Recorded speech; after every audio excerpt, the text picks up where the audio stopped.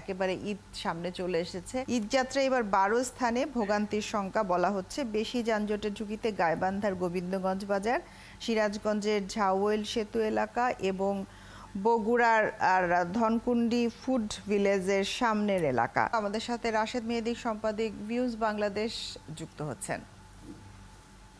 রাশেদ মেহেদী, শুভ সকাল। ধন্যবাদ। শুভ সকাল আপনাকে।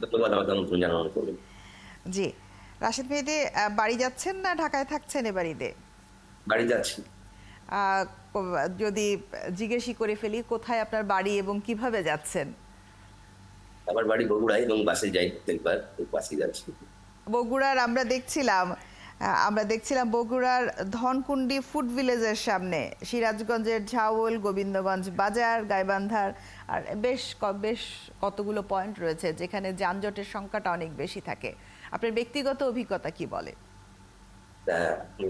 বগুড়া, এখন আপনি জানেন যে ঢাকা টাঙ্গাইল পর্যন্ত কিন্তু একটা হাইওয়ে হয়েছে এবং এটা খুব ভালো রাস্তা।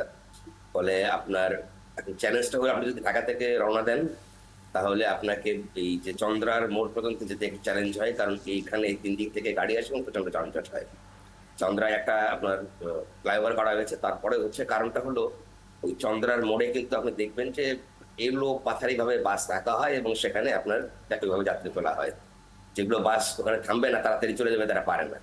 এটা গতবার অনেক ডাক দেওয়া হলো, কিন্তু ওই চন্দ্রার মোড় কিন্তু ক্লিন করা যায় না। তার অন্যতম কারণ হলো ঈদকে কেন্দ্র করে চন্দ্রার মোড়ে এক ধরনের চাঁদাবাজি হয়। সেটা কারা করে, কিভাবে করে, সেটা সব জানে, কিন্তু ওইটা কখনো বন্ধ করা যায় না বলে চন্দ্রার মোড়ে যানজট দূর হয় না।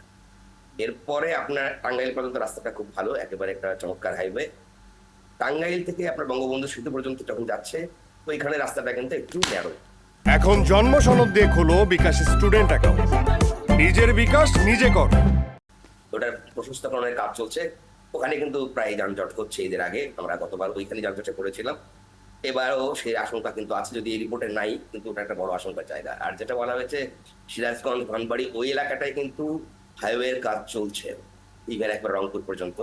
এই হাইওয়ের কাজ চলার কারণে যেখানে যেখানে রাস্তাকে বাইপাস করা হয়েছে কিংবা যেসব সেতু ভেঙে বাইপাস করা হচ্ছে, ওই জায়গাগুলোতে গতবারও যানজট হয়েছে, এবারও সেই যানজটের আশঙ্কাটা আছে।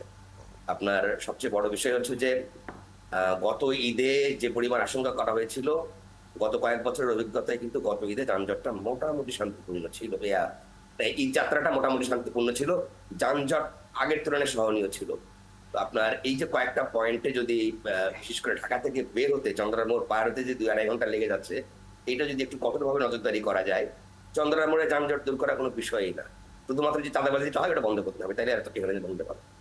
এটা আমাদের নানান ধরনের নানান কথা বোঝানো হয়, কিন্তু অন্য কোনো কারণ নেই। কারণটা হচ্ছে চাঁদাবাজি। আপনি বন্ধ করতে হবে। জি, আমরা এবং ঈদ আসলেই আমরা দেখি যে এই ধরনের যানজটপূর্ণ এলাকাগুলোতে নানা রকম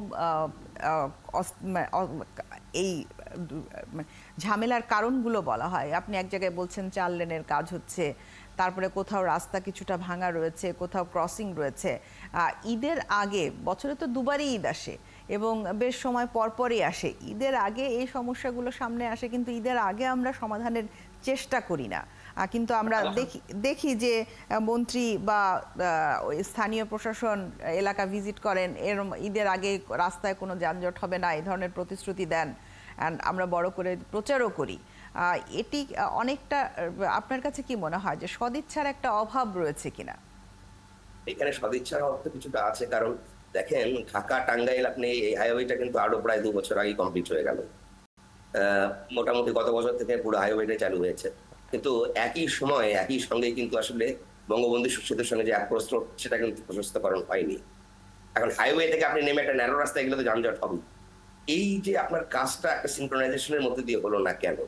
আবার আপনার সিরাজগঞ্জের অংশের কাজ দীর্ঘদিন বন্ধ হয়ে পড়েছিল, সেই কাজ খুব দীর্ঘজিত হচ্ছে কেন? কারা এর জন্য দায়ী? যে সমস্ত ঠিকাদারি প্রতিষ্ঠান সময় মতো কাজ দিতে পারে না, তাদের বিরুদ্ধে কেন আপনার নেওয়া হবে না? এগুলো কিন্তু নাই, এই যে ব্যবস্থাটা নেওয়া হয় না। আমরা তো ঢাকার এখানে বিআরটি প্রকল্প দেখেছি, যে প্রকল্প নিয়ে বড় ধরনের অরাজকতা ঘটেছে, অনেক প্রাণহানি হয়েছে, কিন্তু কারো বিরুদ্ধে কোনো ব্যবস্থা নেওয়া হয়নি। বিআরটি প্রকল্পের একজন কর্মকর্তা, ঠিকাদারি প্রতিষ্ঠান, কারো বিরুদ্ধে ব্যবস্থা নেওয়া হয়নি, অথচ এতগুলো লোক মারা গেছে। এই যে আপনার দায় মুক্তি দেওয়া যে সমস্ত প্রতিষ্ঠানগুলো, তাদের জন্য একটা সমস্যা করে, মানে সেই কারণে কিন্তু আপনার এই তারা সুযোগ পেয়ে যায়। এখন অধিকাংশ ক্ষেত্রে যেটা হয় যে আপনার ঈদের মধ্যে আগেই বলা উচিত যে ঈদে যানজট হবে, সেইগুলো চিন্তা করে কোন কোন জায়গায় কাজ এখন বন্ধ রাখতে হবে, কোন জায়গায় বাইপাস কিভাবে পরিচালনা করতে হবে সেগুলো নির্ধারণ করা দরকার। কিন্তু সেটা বারবার মুখে বলা হলেও আমরা বাস্তবে প্রয়োগ দেখি না। এটা একটা সদিচ্ছার অভাব আছে। আপনি ট্রেন যাত্রার কথাই ধরুন, কমলাপুরে আপনার সব জায়গায় আমরা আধুনিক আধুনিক বলতেছি, কিন্তু কমলাপুরে যে দেখেন তো মনে হবে এটা একটা আধুনিক রেলওয়ে স্টেশন বা সুন্দর রেলওয়ে স্টেশন। যতই যাত্রী চাপ থাকুক না কেন, ম্যানেজমেন্টটা হচ্ছে অন্য বিষয়। আপনি যখন জানেন যে এখানে এত হাজার যাত্রীদের মধ্যে আসবে, সেটাকে ম্যানেজ করার জন্য কি ধরনের আপনি নেবেন, সেটা এত বছরে কিন্তু নেওয়া হয়নি। প্রত্যেকবার ঈদ আসলে আমরা ওই ছবি তুলে চেপে দিই এবং বলি যে এই হচ্ছে, ব্যাস। তারপরে কিন্তু ওই রেলের ওনারাও জানেন যে আর কোনো সমস্যা নাই, আর এটা লেখালেখি হবে না, আবার ঈদ আসলে লিখবে যে এই যে তাদের একটা মানে যে ঈদ আসলে পত্রিকায় লেখে, তখন একটু কথাবার্তা হবে তো বাচ্চার, ঈদের পরে আর কোনো সমস্যা নেই, ভাবেই চলবে। এবং এই দেখবেন প্ল্যাটফর্মের উন্নয়নের জন্য বারবার টাকা বরাদ্দ হবে, কিন্তু উন্নয়নটা হবে না। তো এই জায়গাটা আসলে কে দেখবে? এই জায়গাটা আসলে আমার মনে হয় যদি সরকার নজর না দেয়, তাহলে বছর পর বছরই একই চিত্রই থাকবে।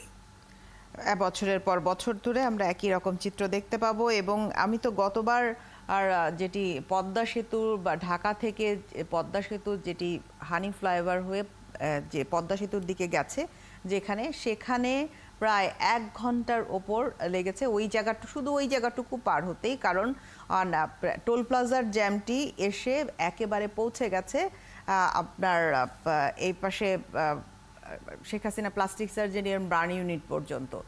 অর্থাৎ জি, আপনি ঠিকই বলছেন। দেখেন, আমরা বলছি যে স্মার্ট বাংলাদেশ দিকে যাচ্ছে, ডিজিটাল বাংলাদেশ সম্পন্ন। তাহলে ঢাকার ভেতরে আমি যখন এক্সপ্রেস ওয়ে করলাম, সেটা টোল প্লাজা কেন ডিজিটাল পেমেন্ট সিস্টেম নাই? আপনি একটু আগে একটা রিপোর্ট করছিলেন, এখানে সেখানে বলা ছিল। আমরা কিন্তু এই আমাদের টোল প্লাজা এটা ডিজিটাল সিস্টেম করা কোনো ব্যাপারই ছিল না। এটা করা যায়, কেন করা হবে না? ওই যে বললাম, কোনো একটা ঘাপলা আছে, সেই ঘাপলাটার সুযোগ জিয়ে রাখার জন্য এই টোল প্লাজা ডিজিটাল করা হবে না। এবং আপনার অন্য অন্য যেগুলো বাই গ্রাজুয়েশন কেন, আপনার কাছে সমস্ত ম্যানেজমেন্ট অবকাঠামো সবকিছু আছে, আপনি শুধুমাত্র এটা ইমপ্লিমেন্ট করবেন, তাহলে আপনি কেন টোল প্লাজা করতে পারবেন না? আমাদের এখন ডিজিটাল ব্যাংকিং নাই, আছে। আমাদের এখন এখানে আপনার এমএফএস সার্ভিস নাই, আছে। আমাদের ডিজিটাল পেমেন্টের এতগুলো সুযোগ সুবিধা আছে। আমাদের সারা দেশে এখন অপটিক্যাল ফাইবার নেটওয়ার্কও আছে, ইন্টারনেট বা অন্য কোনো সমস্যা সেটাও তো নাই, সেটাও আছে। তাহলে কেন টোল প্লাজা আপনার আধুনিক হবে না? এই যে টোল প্লাজা হাতে টাকা নিতে গিয়ে, এবং সেখানে আপনার এক ধরনের এখনো লোকজন মানে কোথেকে কিছু উৎকো লোকজন এসে জড়ো হয়ে থাকে এবং সেখানে আপনার যানজটের সৃষ্টি করে। এইটা কেন হবে? এবং আপনি দেখেন যে পোস্তাগোলার পরে যেখান থেকে ফ্লাইওভার থেকে মিশে আপনি বড় রাস্তায় উঠবেন, সেই ওঠার মুখে 3-4টা জংশনের মতো চলে এসছে। ফলে আপনি ওই রাস্তায় উঠতে গিয়ে একটা বড় যানজটে পড়ছে। ঢাকা চিটাগাং রোডে একই অবস্থা। এই পয়েন্টগুলো কিভাবে ম্যানেজ হবে আপনার, সেগুলো একটু দেখতে হবে। যে আমাদের এই যে, এবং বাসগুলোতেও যদি ইয়ে করা হতো, এখন অনলাইন টিকেটিং করছে অনেক বাসই, কিন্তু সেখানে কিন্তু আমরা একটা সুফল পাচ্ছি, অনেক মানুষের ভোগান্তিটা অনেক কমেছে। এখন আগের মতো টিকিট কাউন্টার ওই ম্যাডামের এটা দেখা যাচ্ছে না। তাইলে তো আপনার অনলাইন বা ডিজিটাল সিস্টেম করলে সুফলটা পাওয়া যায়, তাহলে টোল প্লাজা কেন হবে না? আমার কাছে এটা একটা খুব অদ্ভুত ব্যাপার। আপনি বাংলাদেশের কোনো পেট্রোল পাম্পে আপনার অধিকাংশ পেমেন্ট কার্ডে নেই, একটা দুইটা পেট্রোল পাম্পে কার্ডে পেমেন্ট করতে পারেন, অধিকাংশ পেট্রোল পাম্পে ক্যাশ দিতে হয়। কেন? আপনার ট্রান্সপোর্ট সেক্টরে কেন এত ক্যাশের লেনদেন হবে? সবচেয়ে বড় ক্যাশলেস সোসাইটি হবে তখনই যখন আপনি গণপরিবহন খাতে ক্যাশলেসের মধ্যে নিয়ে আসতে পারবেন। এবং এটা আনা কোনো কঠিন ব্যাপার না, এটা চাইলে গভর্নমেন্ট 2 থেকে 3 মাসের মধ্যে একদম কমপ্লিটলি আনতে পারবে। বাংলাদেশের মানুষ ওই সিস্টেমটা খুব ভালো বোঝে। তারা অক্ষর না চিনলেও কিন্তু 1-2 চিপে মোবাইল ফোনে কথা বলতে পারে। তারা ডিজিটাল যে কোনো সার্ভিসকেই আপনার আত্মীকরণ বা অ্যাসিমিলেট করতে পারে। সেটাকে যদি নজর না দিয়ে যদি গভর্নমেন্ট আপনার এই ইয়েগুলো বহাল রাখে, কারো কারো এই জন্য যে ক্যাশ টাকা লাগবে, ক্যাশ টাকা না হলে অনেকের বিপদ আছে। মানে অনেকের অনেক রকম সুযোগ সুবিধা নষ্ট হয়ে যায় হাতে যদি ক্যাশ টাকা গোনা না হয়। তো এই ক্যাশ টাকা গোনা যতদিন বন্ধ হবে, দেখবেন আপনার দুর্নীতিটাও কমে যাবে, অনিয়ম অরাজকতা 50% এমনি চলে যাবে, শুধুমাত্র আপনি এই ক্যাশলেসটা করতে পারেন। যে আরেকটা বিষয় একটু জানতে চাই। ঈদের ছুটি হিসাব করলে, এবং অনেকে বলছেন 2 দিন ছুটি নিলে 9 দিন হয়ে যাবে, সেই হিসেবে রাস্তায় যানজটের পরিমাণ কিরকম হতে পারে আপনার? গতবার তো আমরা বেশ একটা স্বস্তির ঈদ করেছি, অতটা যানজট বা হুড়োহুড়ি ছিল না। এবার কি মনে হয়? এবার একটা আশঙ্কা বড় আছে যে বিভিন্ন স্থানে হাট, আপনি জানেন কোরবানির ঈদ তো, এবার কোরবানির ঈদের আগে বিভিন্ন জায়গায় হাট বসে। ওই হাটটা যখন বসে, বিভিন্ন জায়গায় রাস্তার উপরে হাইওয়ে বাজার হয়, ওই সময়টা কিন্তু এই জন্য কোরবানির ঈদের ভোগান্তিটা একটু বেশি হয়। আর বেসিক্যালি আমরা যেটা দেখেছি যে রোজার ঈদের তুলনায় কোরবানির ঈদে মানুষ বেশি বাড়ি যায়। ফলে আপনার কিন্তু রাস্তায় কিছু মানে ট্রাফিক বেশি থাকে, মানুষের চাপ বেশি, ট্রাফিক বেশি থাকে। ফলে আপনার যানজটটা রোজার ঈদের চেয়ে কোরবানির ঈদে একটু বেশি হয়। এখন যদি সরকার মানে যানজটের যে আশঙ্কাগুলো আছে সেগুলো যদি একটু দূর করা যায়, বিশেষ করে রাস্তার উপরে যদি মানে হাইওয়েতে যদি কোনোভাবে বাজার বসতে না দেওয়া হয়, যেমন আপনি বলেন ঢাকা মাওয়া এবং ঢাকা টাঙ্গাইল এই সড়কটা এমনভাবে বানানো হয়েছে যেখানে আসলে রাস্তার উপরে বাজার বসার কোনো চান্স নাই। কিন্তু তারপরে কি হচ্ছে জানেন, যেখানে যেখানে আপনার সার্ভিস রোডে যাওয়ার গেটগুলো করা হয়েছে, সেইখানেই কিন্তু ওটাকে ধরে বেশ কিছু গাড়ি এলো পাতার ভাবে থেকে যাচ্ছে। ঢাকা মামা আপনি শ্রীনগরের ওখানে যান, বেশ কিছু গাড়ি এসে ওই রাস্তা থেকে বের হওয়ার মুখে এলোপাথারি ভাবে দাঁড়িয়ে যাচ্ছে, ফলে এক ধরনের সংকটের তৈরি হচ্ছে, ওইটা হাইওয়েতে এসে প্রভাব পড়তেছে।